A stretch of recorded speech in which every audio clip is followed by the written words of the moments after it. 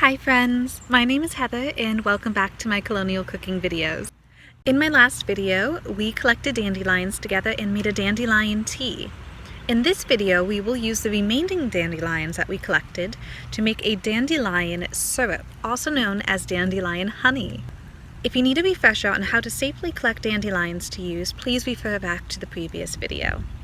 With that said, let's get started.